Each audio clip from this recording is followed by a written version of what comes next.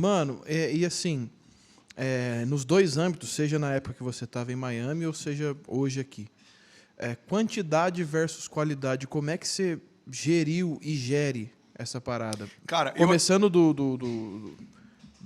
das lives, dessa exposição toda, e chegando hoje, pastoreando pessoalmente, fisicamente, uma igreja que dá 5.000 pessoas no domingo. Sim. Eu acho que se tem algum dispositivo, cara, que funciona para a gente filtrar motivação, profundidade ou qualquer coisa do tipo, é cultura. Uhum. Quando você estabelece uma cultura, a cultura ela já expurga de forma automática quem faz parte daquela família ou não, quem quer viver aquilo ali ou não. Então, assim, quando uma verdade se estabelece, tudo que é falso se autodenuncia. Então, quando você cria cultura, vou dar um exemplo aqui. Eu tive essa semana uma pessoa que saiu do time porque não entendeu a velocidade e aquilo que a gente está sonhando. Então, a nossa visão de grandeza, a nossa expectativa por algo extraordinário em Deus, isso afronta quem não tem a mesma expectativa ou quem não quer se mover na mesma velocidade. Então, eu não precisei pedir para sair e jamais pediria. Eu não precisei, enfim. Automaticamente, uma cultura clara e muito bem estabelecida faz com que quem não faz parte dessa cultura, não acredita nela, se sinta de fora, né? Então, eu acho que muitas vezes a gente impediu um grande mover ou um movimento de Deus porque quis filtrar algo que não cabe a gente filtrar. Então, como que eu posso filtrar quantidade versus qualidade? Não cabe a mim, até porque eu não consigo sondar o coração de ninguém, a motivação, a profundidade, a superficialidade. Então, o que eu acredito, cara? Quanto mais pessoas, melhor. Então, mas para você... Quanto mais pessoas, melhor. Para ouvir a mensagem, para terem uma experiência com Deus, para terem um contato com a presença de Deus. Agora, se você for pegar uma amostragem de cada 100.000 pessoas que tiverem essa experiência, quantas delas permanecem?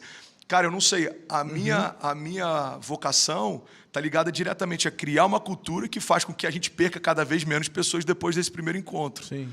Então, eu acredito muito em cultura, cara. A palavra cultura, inclusive, só para concluir, mano, me Pode, perdoa. pode. A palavra cultura vem de cultivo, né? Cultivo. Sim. Você não cria uma cultura da noite para o dia. Então, uma cultura de excelência, uma cultura de temor, uma cultura que percebe a glória de Deus, uma cultura que honra a presença de Deus, uma cultura... Cara, você leva tempo. Então, ontem, por exemplo, a gente tem 4 cultos todo domingo. O último culto eu não consegui pregar. Literalmente, cara. O temor de Deus invadiu o lugar de tal forma que eu fiz o apelo antes da mensagem. Depois do período de louvor, eu fiz o apelo, muita gente vindo à frente. Uma menina com muleta levantou a muleta, foi curada, manifestação, poder de Deus.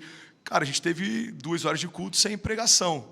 Mas a gente teve manifestação de poder, a gente teve, sabe, a presença de Deus era palpável, a gente teve quebrantamento, muita gente chorando.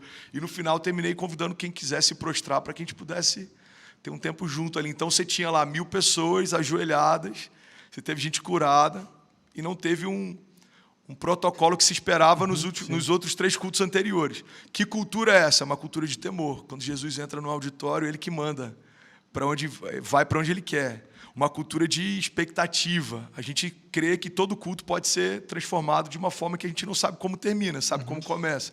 Uma cultura de celebração, cara.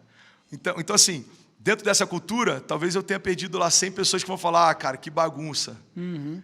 Eles não têm um protocolo. Sim. E é bom que essa pessoa, desde o início, saiba que talvez não seja a igreja para ela, porque o que ela quer, né? Eu só vou frustrá-la um pouco mais tarde, entende?